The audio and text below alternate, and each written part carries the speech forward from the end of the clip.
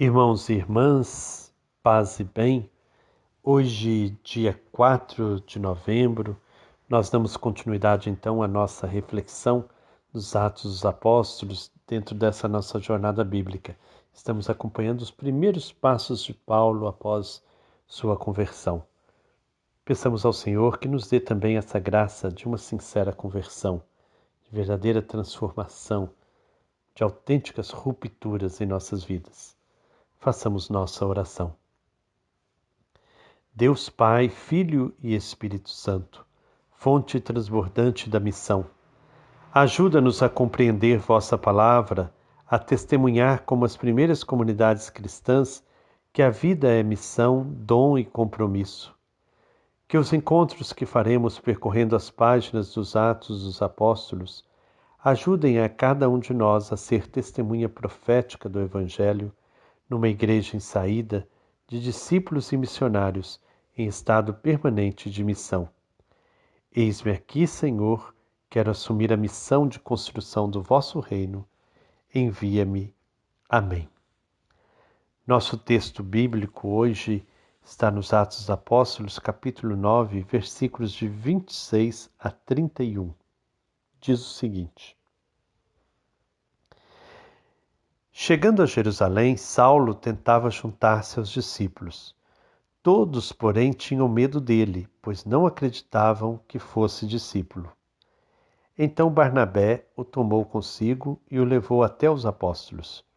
Ele lhes contou como Saulo, no caminho, tinha visto o Senhor, que falou com ele, e como em Damasco ele mesmo havia proclamado com franqueza o nome de Jesus. Daí em diante, Saulo permaneceu com eles em Jerusalém e proclamava com franqueza o nome do Senhor.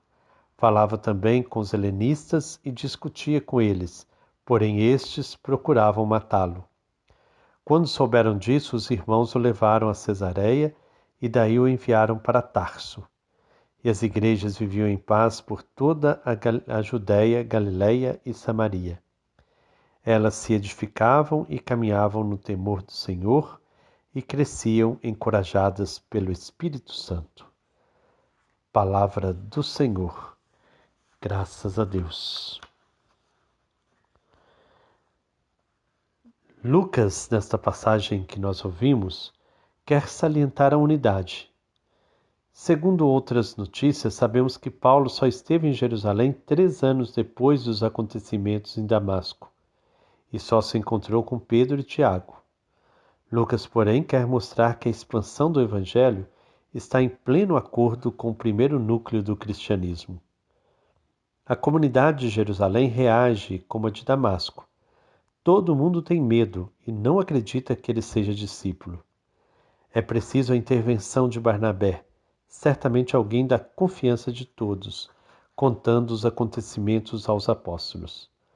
O cerne da defesa de Paulo é que ele havia pregado corajosamente em nome de Jesus na cidade de Damasco. Isso demonstra que o selo da identidade cristã é o testemunho corajoso de Jesus. Corajoso porque se choca contra dificuldades e obstáculos. Todos aceitam e Paulo continua em Jerusalém pregando. Aí também vão surgir a perseguição e o risco de morte.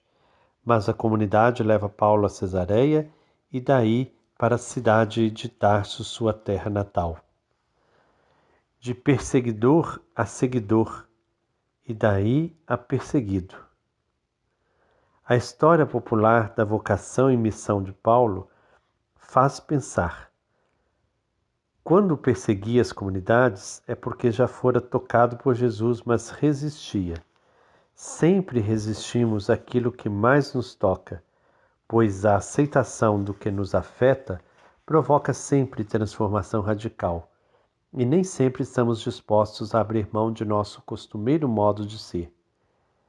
É mais fácil projetar a sombra nos outros e criticá-los e persegui-los, em vez de ceder e mudar. Isso deve manter a comunidade alerta. Seus maiores inimigos talvez sejam, ao mesmo tempo, os seus maiores amigos. Apenas resistem. Mas a resistência chega a um ponto em que se deve ceder, e a pessoa acaba se entregando e se tornando talvez a maior seguidora. Não que sempre seja o caso, mas ninguém sabe quando é o caso. Cabe à comunidade manter-se aberta, sem medo, confiante de que o Senhor Jesus derrubará do cavalo os inimigos na hora certa. Afinal, quem pode saber qual o momento certo para cada um? Então, creio que hoje nós somos chamados, após ouvirmos esses primeiros passos de Paulo na sua conversão, a questionarmos sobre também nosso processo de conversão. E hoje, este breve texto bíblico nos fala que o cerne da defesa de Paulo é que ele havia pregado corajosamente em nome de Jesus na cidade de Damasco. O selo da identidade cristã é o testemunho corajoso de Jesus. Você tem dado um testemunho corajoso de Jesus? Ou você tem se deixado levar pela covardia, pelo medo, pela passividade? Como anda o seu testemunho de Jesus? Tem sido corajoso no testemunho de Jesus? Aí está o selo da nossa identidade, o testemunho corajoso de Jesus. Então que você ao longo desse dia possa se perguntar: tenho de fato dado um testemunho corajoso de Jesus? Tenho encontrado na minha vida também pessoas como Barnabé, que me ajuda a seguir adiante, a seguir a minha vocação, o meu chamado? Como é importante pessoas assim que nos impulsionam, que abrem caminhos para a gente, abrem portas para a nossa realização. Que Deus então nos conceda a graça de muitos Barnabés em nossas vidas. Mas pergunte-se, você tem dado de fato um testemunho corajoso de Jesus? Que o Senhor Deus, fonte de amor e bondade, nos abençoe. Em nome do Pai, do Filho e do Espírito Santo. Amém. Paz e bem.